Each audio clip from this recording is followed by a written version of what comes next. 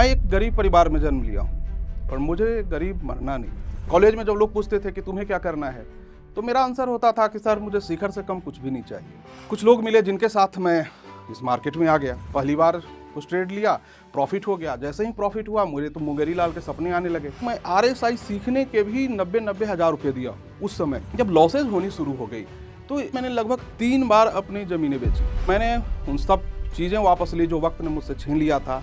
मान मर्यादा, इज्जत, प्रतिष्ठा, पैसा। लोग यहाँ आपको इज्जत इस बात पे देते हैं ना कि आपके पैकेट में कितने पैसे हैं।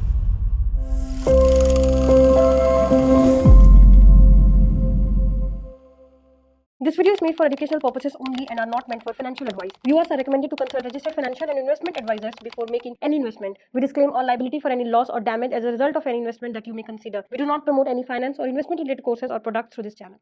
हेलो दोस्तों, मैं नीतीश कुमार।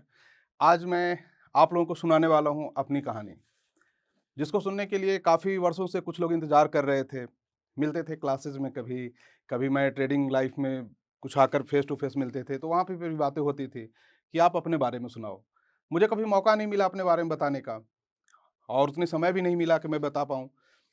आज मैं इस जो स्टॉक के मंच से आप लोगों को बताने वाला हूँ कि मेरी कहानी क्या है, कैसे एक गांव से लड़का उठ के यहाँ तक पहुँचा है। उन चीज़ों की कहानी आज आप सुनेंगे। तो सीट बेल्ट बांध लीजिए और बैठिए, शुरू करते हैं। मेरी कहानी शुरू होती है आज से 2 दशक पहले। मैं एक छोटे से गांव से बिलोंग करता था।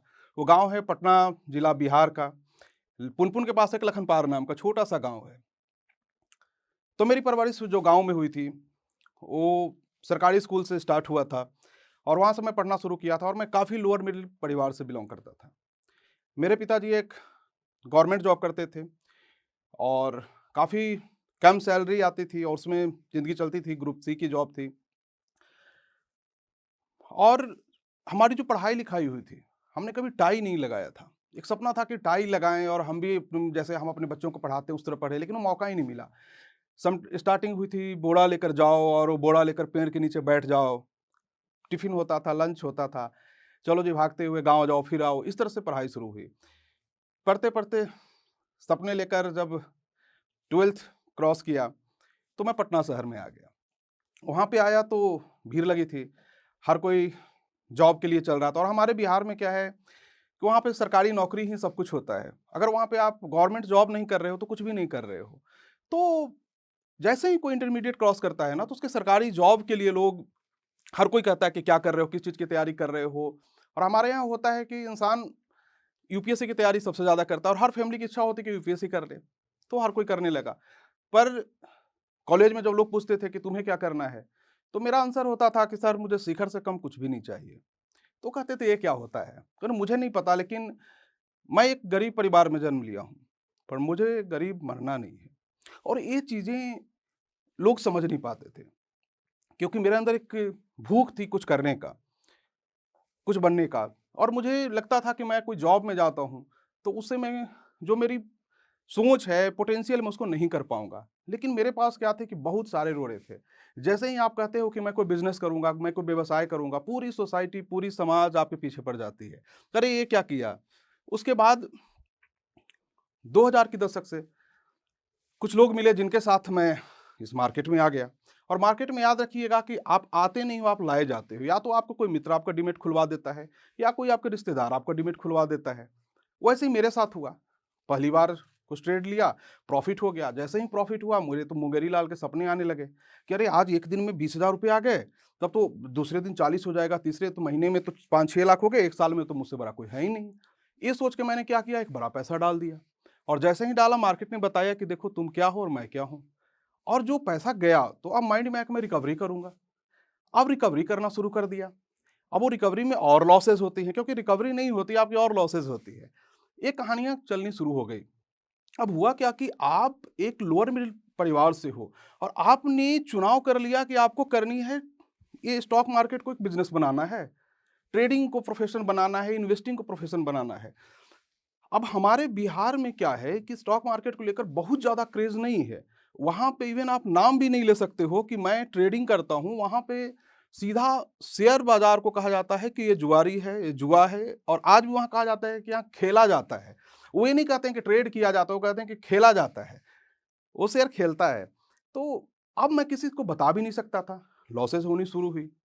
और जब लॉसेस होना शुरू हुआ, तो स्थिति ये हमारी बन गई कि आपके पास लिमिटेड पैसे। मेरे साथ एक अच्छी चीज़ थी, क्या थी कि मैं अपने पिताजी का बस एक ही लड़का था। अगर 2 भाई होते तो शायद मैं यहाँ तक नहीं पहुँच पाता, ये भी हो सकता था। तो एक लड़का होने के कारण क्या था कि जो भी पैसे वगैरह आते थे मैं डुबा देता था, तो कोई पूछने वाला नहीं था क्योंकि मेरे पास ही आता था। और वो चीज़ें चलनी शुरू हो गई और ये परिस्थितियाँ चलती रहीं, उसी बीच में मैं कितने पेड टिप्स वालों को जॉइन किया, कितने ट्रेनर को जॉइन किया। और मैं बता दूँ, मैं आरएसआई सीखने के भी 90-90 हज़ार रुपए दिया हूँ उस समय। और मुझे कुछ आरएसआई में समझ में नहीं आया, वो 70 पे ओवरबॉट और 30 पे ओवरसोल्ड बताकर निकल जाते थे। और काफ़ी फ्रस्ट्रेशन होती थी। पेड टिप्स जॉइन करता था, पेड टिप्स वाले क्या करते थे कि एक दिन प्रॉफिट हुआ तो देखो मैंने कहा था लॉस हो जाए तो रिकवरी करवा देंगे। अब रिकवरी करवाने के लिए उनको मैं कुछ और पैसे लेके आऊँ, ज़्यादा लॉस हो जाए, मैं फ़ोन करूँ तो फ़ोन उठाना बंद कर दें। लास्ट में क्या हो, ब्लॉक कर दें। और यही सिस्टम चलता था और हो सकता है कि आप लोगों के साथ भी ये चलता हो। मेरी कहानी तो यही है। उसके बाद जब लॉसेस होनी शुरू हो गई, तो एक लोअर मिडिल क्लास के प्लग के पास पैसा कहाँ से आए उतना? स्टॉक मार्केट में सर्वाइव करने के लिए, जहाँ पे कि ना कोई सपोर्ट है, ना कुछ है। अब उस प्रक्रिया में क्या हुई कि मेरे पास कुछ बहुत ज़्यादा नहीं था। गाँव में छोटी-मोटी ज़मीनें थी। मैं किसी से कर्ज़ भी नहीं माँग सकता था क्योंकि कर्ज़ आपको तभी मिलता है जब आपके पास पैसा हो। जिनके पास पैसा नहीं होता उन्हें कोई कर्ज़ नहीं देता है। तो मेरे गाँव में ज़मीनें थीं, बहुत ज़्यादा ज़मीनें हमारे पास नहीं थीं। तो जो सड़क किनारे ज़मीनें थीं उनको हमने बेचना का पहला प्रयास किया और वो ज़मीनें हमारे नाम से नहीं, हमारे पिताजी के नाम से थी। मुद्दा ये भी था। तो पिताजी को लेकर अब रजिस्ट्री ऑफ़िस में जाना, ये बड़ा ही कठिन कार्य था क्योंकि जब पहली बार ज़मीनें आप बेचने जा रहे हो और पिताजी जाएँ, तो उनकी आँखों में आँसू देखता था लिखते समय, तो मुझे बड़ा अंदर से पेन देता था कि यार मैं बड़ा नालायक इंसान हूँ, किस प्रकार का लड़का हूँ कि ये हरकतें कर रहा हूँ। उसके बाद मैंने कोई नहीं करना शुरू किया और वो पैसे भी आता था, वो भी डूब जाता था। अब एक चीज़ याद रखना कि हमारे जो जिस समाज में मैं रहता हूँ या बिहार में, यहाँ लोग ज़मीनें नहीं बेचते हैं, अपनी इज़्ज़त बेचते हैं। एक बार अगर आपने ज़मीनें बेच दी, तो जो रिश्तेदार, जो समाज के लोग आपको शादी पार्टी में बुलाते थे, वो बुलाना बंद कर देंगे या आपको बुला भी देंगे तो बैठने के लिए भी कोई नहीं पूछेगा। क्योंकि लोग यहाँ आपको इज़्ज़त इस बात पे देते हैं ना कि आपके पैकेट में कितने पैसे हैं। इस बात पे नहीं देते हैं कि आप उनके कितने अच्छे रिश्तेदार हो, अच्छे मित्र हो, कोई नहीं पूछता है यहाँ। तो जब आपकी इज़्ज़त बिक जाती है तो कोई नहीं आपको पूछता है, इस बात को याद रखना है। और उस ज़मीन बेच के जो पैसा आया, साल 2 साल चला, फिर पैसे खत्म हो जाएँ, फिर आगे बेचने गया। इस तरह से करके मैंने लगभग 3 बार अपनी ज़मीनें बेची। अब जब ये 3 बार प्रक्रिया हुई तो रिश्तेदारों का कमेंट, शादी पार्टी में आपकी ही बात होती थी, हर जगह वही प्रक्रिया चलती थी। और मुझे लगता था कि अब हो जाएगा, अब हो जाएगा। और एक चीज़ आप याद रखना कि बुरा वक़्त आपका तब नहीं होता है, जब बुरा वक़्त चल रहा हो। जब समाज को पता लग जाती है ना कि आपके बुरा वक़्त है, तब आपका बुरा वक़्त शुरू होता है। और वो जो संघर्ष की कहानी शुरू हुई, हर कोई आकर छोड़ दो, कोई एक व्यक्ति को दिखा दो, जो स्टॉक मार्केट में पैसा बनाया हो। सामने वाले फलाना को देखो, उसका मकान बिक गया, उसका दुकान बिक गया, वो ये कर लिया। हर कोई कहानी करे, कोई आपको सपोर्ट नहीं करता है। ना परिवार सपोर्ट करता है, ना फैमिली सपोर्ट करते हैं, ना रिश्तेदार सपोर्ट करते हैं, ना गाँव सपोर्ट, कोई आपको सपोर्ट नहीं करता, आप बिल्कुल अकेले होते हो और आप अपने दुःख किसी को गा भी नहीं सकते हो। सबसे बड़ी बात ये है, किसी को नहीं बता सकते हो। उसके बाद मैं टिका रहा, मुझे लगता था कि नहीं मैं कर लूँगा, मैं उस लेवल पे हूँ, मैं कर लूँगा। मैंने फिर बाज़ार को टीचर मान लिया और बाज़ार को टीचर मानकर बाज़ार से सीखना शुरू किया और आज भी मैं बाज़ार से ही सीखता हूँ। और करते-करते धीरे-धीरे आगे बढ़ना शुरू हुआ। गाँव जाता था, जब 3 बार ज़मीनें बिकी, काफ़ी कमेंट आती थी।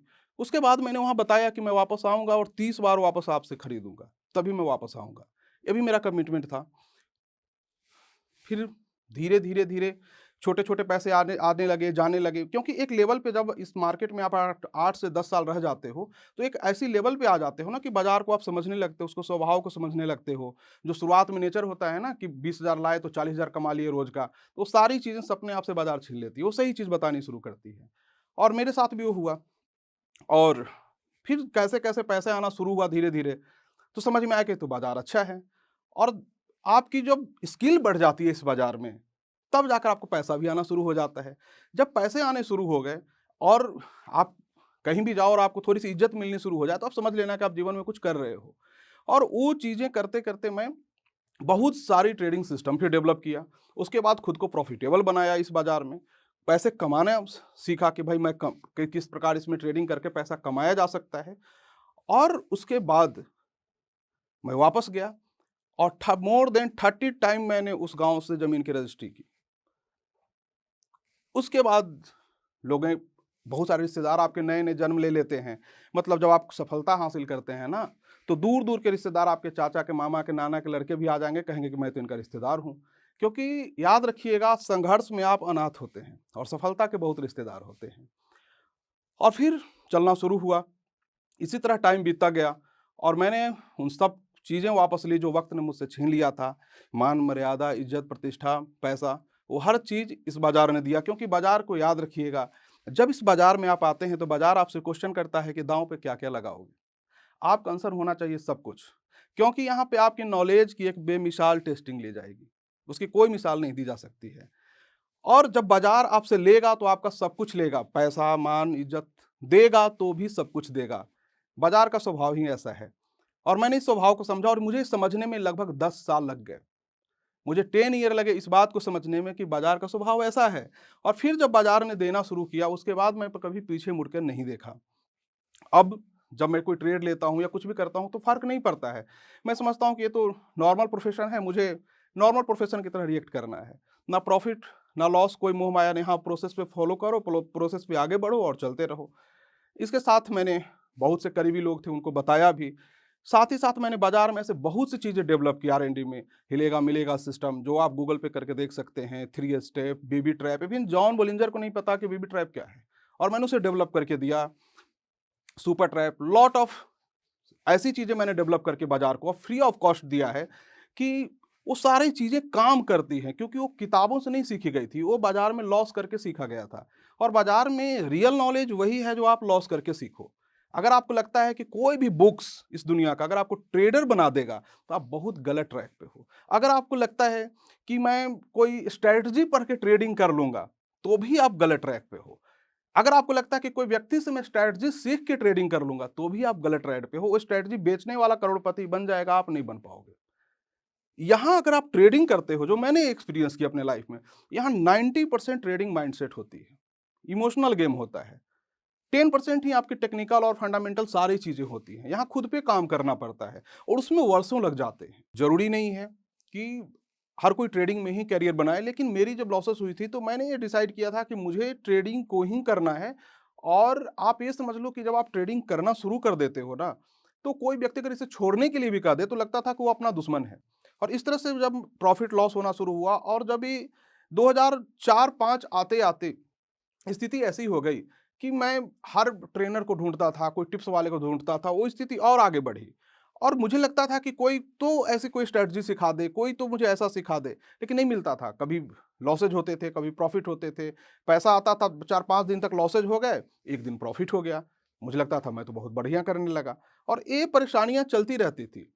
धीरे-धीरे स्थितियाँ आगे बढ़ी, किसी ईयर में 25,000 लॉस हुआ, किसी में 2 लाख का लॉस हुआ और कैपिटल साइज़ मेरी यही 4 से 5 लाख की हुआ करती थी। और 4-5 लाख कैपिटल भी मेरे लिए बहुत बड़ी बात थी उस समय। 4 टू 5 लाख कैपिटल भी बहुत बड़ी बात हुआ करती थी और धीरे-धीरे उसमें हर साल कुछ न कुछ लॉसेस होती थी और मुझे फर्स्ट प्रॉफिटेबल बनने में लगभग 10 ईयर लग गए। और वो भी प्रॉफिटेबल का मतलब हम वो नहीं कर सकते हैं कि मेरी नज़र में जो है कि आप प्रॉफिटेबल कहने का आपको राइट तभी है जब उस पैसे से आप अपनी फैमिली के खर्चे को उठा सकते हो, तब प्रॉफिटेबल हो। आपने मान लो 5 लाख कैपिटल को 6 लाख कर लिया, 5 तो उसको प्रॉफिटेबल नहीं कर सकते, उसको तो वही वाली स्थिति थी, वो चल रही थी। और धीरे-धीरे जब पैसे आने शुरू हुए, कभी लाख, 2 लाख, 4 लाख, 10 लाख, तब जाकर वो स्थिति थोड़ी-सी बदलाव होनी शुरू हुई हमारी और फिर किक मिला सिम्फनी का शेयर से। सिम्फनी के शेयर को जब मैंने बाय किया, वो उसमें काफ़ी बड़ा रिटर्न मिला, जिससे कि एक अच्छा किक मिला और उस पैसे से मैंने आगे फिर बढ़ना शुरू किया।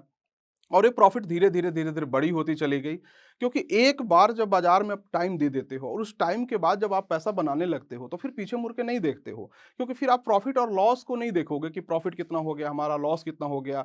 आप बस ये देखोगे कि भाई मेरा लॉन्ग टर्म गोल क्या है और ट्रेडिंग जब आप करते हो, तो अपनी लॉन्ग टर्म गोल को देखना चाहिए कि पूरे ईयर में मेरे पास क्या आता है। और ये चीज़ें जब मेरे माइंड में आ गई, तो मैं फिर छोटे मोटे लॉसेस से डरता नहीं था, क्योंकि जब छोटे मोटे लॉस स्टार्टिंग में होते थे तो इस बात का डर लगता था रिकवरी कर लेंगे। ये रिकवरी माइंड जब तक आपके माइंड से जाएगा नहीं, ये ट्रेडिंग आप कर ही नहीं सकते हो। तो वो चीज़ें छोड़ने में काफ़ी वर्ष लग गए मुझे, और ना ही कोई मुझे ऐसा मेंटर मिला, ना ही कोई ऐसा व्यक्ति मिला जो मुझे गाइड करे। या मैं जिस समाज में रहता हूँ वहाँ तो कोई व्यक्ति है ही नहीं ना, वहाँ तो ट्रेडिंग का नाम लेना अपराध है।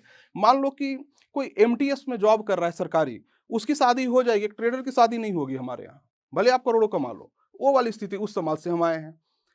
तो धीरे-धीरे जब प्रॉफ़िट आने शुरू हुई और फिर प्रॉफ़िट वो बड़ा होता चला गया एक टाइम पे, कैपिटल बड़ी हो गई तो प्रॉफ़िट भी बड़ा होने लगा। तो उस स्थिति तक प्राप्त करने में आपको वर्षों लग जाएँगे, और ये हर साल दर साल ये स्थिति होती थी कि फर्स्ट 10 ईयर तो मेरा संघर्ष में ही बीत गया। अब आप समझो कि आप बाज़ार में आज आए हो और आप सोचते हो कि कल से मैं पैसे बनाने लगूँगा, महीने में बनाने लगूँगा, तो मुश्किल है। तो मैं मेरी तरह अगर कोई सोच रख के आप लोग भी मार्केट में ट्रेडिंग करने आए हो तो इस चीज़ को समझो, टाइम देना है, करना है, और मैं वो चीज़ें किया। उसमें संघर्ष भी होते हैं, काफ़ी संघर्ष होता है। इतना होता है कि आप ये समझ लो कि आप ट्रेडिंग करते हो तो अरे बेरोज़गार हो, और धरती पे अगर नर्क देखना है ना तो बेरोज़गार होकर देख लो। मैं तो ये मानता हूँ। और जब आप बेरोज़गार हो जाते हो ना, मतलब ट्रेडर को तो बेरोज़गार ही समझा जाता है जब तक सफल ना हो, तो बहुत मुसीबत होती है। और वो चीज़ें मैं करता हुआ ईयर दर ईयर आगे बढ़ता रहा, और फिर जाकर आज जो स्थिति है, आज की स्थिति में मैं ट्रेडिंग किसी प्रकार से करूँ, पीस ऑफ माइंड होती है, पैसे बनते हैं और काफ़ी पैसे बनते हैं, जिस पैसे से कि मैं अपनी फैमिली को आराम से चला सकता हूँ, आराम से रह सकता हूँ। और मैंने जो सपना देखा था कि भई मैं गरीब घर में जन्म लिया हूँ, मुझे मरना नहीं है, और मैंने उसको कहीं न कहीं पूरा किया है, और इसको मैं आगे बढ़ाने का प्रयत्न कर रहा हूँ। दोस्तों, ये थी हमारी जर्नी, और आई होप सो आपको ये अच्छा लगा होगा। और इस जर्नी में मैं बताना चाहूँगा कि मैंने मात्र 50,000 रुपए से स्टार्ट किया था। 50,000 से लॉसेस करते हुए वो लॉसेस हमारे लगभग करोड़ से ऊपर चले गए थे, और उस टाइम पे बहुत बड़ी होती है। और उसको मैंने रिकवर करने के बाद भी लगभग 5 करोड़ से ज़्यादा मैंने प्रॉफ़िट किया इस बाज़ार से, और आगे ये अब चालू है। और प्रत्येक ईयर मेरा वही 80 लाख से लेके 1 करोड़ का प्रॉफ़िट का मैं टारगेट लेकर अपना चल रहा हूँ, और आने वाले समय में मेरा प्रयास है कि मैं इस पे 1 ज़ीरो, 2 ज़ीरो और बढ़ाऊँ। और यही मैं आप लोगों को बताना चाहूँगा, एक कि अगर मैं अपनी करियर को इसमें बना सकता हूँ, कर सकता हूँ, तो आप क्यों नहीं कर सकते हो? टाइम लगेगा, वक़्त लगेगा, इस चीज़ का ध्यान रखना है, समय तो लगता है, क्योंकि जब बड़ा काम करना हो तो उसमें वक़्त लगेगा। समय आपको कहीं न कहीं आपको परीक्षा लेगी, देखेगा कि क्या आप इसे डिज़र्व करते हो या नहीं करते हो। क्योंकि समय की परीक्षा पे अगर एक बार आप खरे हो जाते हो, फिर पूरा जीवन आपके साथ है, और फिर उसके बाद आप पीछे मुड़कर नहीं देखोगे। तो मैंने ट्रेडिंग से लगभग 5 करोड़ से ऊपर की प्रॉफ़िट की है, और आगे भी करने का प्रयत्न जारी है, और प्रत्येक ईयर मैं 70 लाख से लेके 1 ईयर का प्रॉफ़िट का एक टारगेट लेकर चल रहा हूँ। और मैं मेनली बास्केट का ट्रेड करता हूँ। बास्केट का ट्रेड इसलिए करता हूँ क्योंकि आप एक चीज़ को समझो, अगर मैं आपको कहूँ कि कोई एक ऐसा स्टॉक बताओ जिसमें कि आपको अपनी सारी कैपिटल डालनी है, तो आप कहोगे अगर आप समझदार हो तो नहीं, कोई एक स्टॉक ऐसा नहीं है। स्टॉक, ईटीएफ नहीं। तो जब आप ट्रेडिंग करने जाते हो 1 दिन के लिए, 2 दिन के लिए, 5 दिन के लिए, तो एक स्टॉक में कैसे कर सकते हो? जब आप 10 साल का विज़न एक स्टॉक में नहीं डालते हो, तो ट्रेडिंग में एक स्टॉक में कैसे डाल सकते हो? तो वहाँ पे भी बास्केट का डाइवर्सिफ़िकेशन का हमने फ़ायदा लिया। मैंने अलग-अलग स्टॉक में गए, और उस बास्केट ट्रेडिंग के थ्रू मैं तो पैसा बनाया ही साल। पिछले 2 वर्षों से बहुत से लोग हैं जो उस बास्केट को कर रहे हैं, और कहीं न कहीं उनके लॉस रुक गए हैं और वो पैसे बना रहे हैं। मैं आपको बताना चाहूँगा कि जितने भी लोग संघर्ष कर रहे हैं, basket trading is future of trading. इस बात को ध्यान रखना है, और मेरी कहानी यही है, उन लोगों के लिए है जो लोग संघर्ष कर रहे हैं आज, जिनको लगता है कि जीवन में कहीं न कहीं छूट रहा है कुछ। आप याद रखिए, वक़्त लगेगा, लेकिन आपका वक़्त ज़रूर बदलेगा, और मेहनत कीजिए, एक समय आएगा जब आप भी साइन करोगे। सो थैंक यू, धन्यवाद। और साथ ही साथ मैं कहना चाहूँगा पूरे जो स्टॉक की टीम को, इन्होंने एक ऐसा प्लेटफ़ॉर्म बनाया है, जो ऐसे लोगों को फाइंड कर रहे हैं जिन्होंने जीवन में अपना एक संघर्ष किया है, और उस संघर्ष के बाद उनकी क्या कहानी हुई है, उन्होंने क्या हासिल किया है जीवन में, वो आप सबके सामने ला रहे हैं। इसलिए मैं पूरी टीम को इसके लिए धन्यवाद देता हूँ कि वो काफ़ी अच्छा काम कर रहे हैं, और मैं समझता हूँ कि ये पूरे इंडिया में अपनी तरह का बिल्कुल यूनिक और रिलायबल प्लेटफॉर्म है। और यहाँ पे आप लोग जो स्टॉक के सारे दर्शकों को भी मैं बहुत बहुत धन्यवाद देता हूँ, और मैं समझता हूँ कि मेरी ये स्टोरी से आपको कहीं न कहीं जीवन में कुछ मोटिवेशन मिलेगा, कुछ फ़ायदा मिलेगा। और हमारा जो गाँव है, पटना जिला में पुनपुन के पास लखनपार नाम का गाँव है। कभी आइए हमारे गाँव पे, खेतों में ले चलेंगे, घुमाएँगे, अच्छा लगेगा आप लोगों को, और बताएँगे ट्रेडिंग कैसे होती है ना? थैंक यू, धन्यवाद आपका।